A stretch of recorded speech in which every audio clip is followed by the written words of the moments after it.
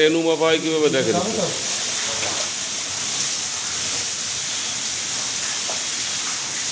এগুলো আছে রেনু। রেনু চাষ করার পদ্ধতি আছে রে, আপনার পুকুর ভালো করে প্রস্তুতি করতে করে রেনু চাষ করতে। রেনু হয়ে রেনুর পরে আসে ধানি, বুঝলেন?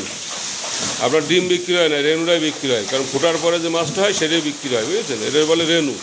রেনুর পরে আসে ধানি, ধানির পরে পোনা, এর পোনার পরে বাজারে মাছ।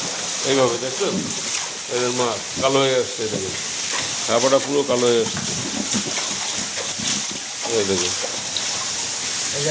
দেখুন।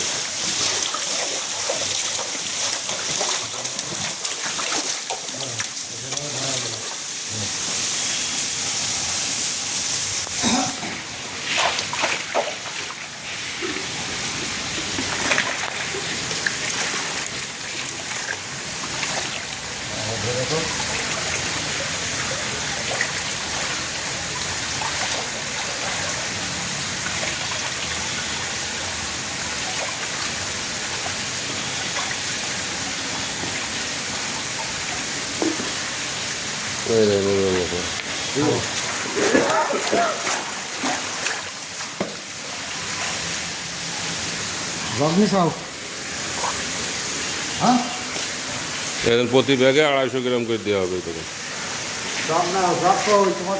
এই জগটা পানি দিয়ে, ওই জগে পানি দিয়ে।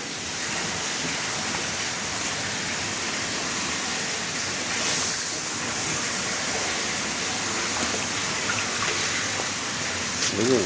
এই দেখুন কালো হয়ে গেছে। এই ব্যাগগুলো দেখেন কীরকম, আর এই ব্যাগগুলো দেখুন 250 গ্রাম করে মাছ প্রতি ব্যাগে।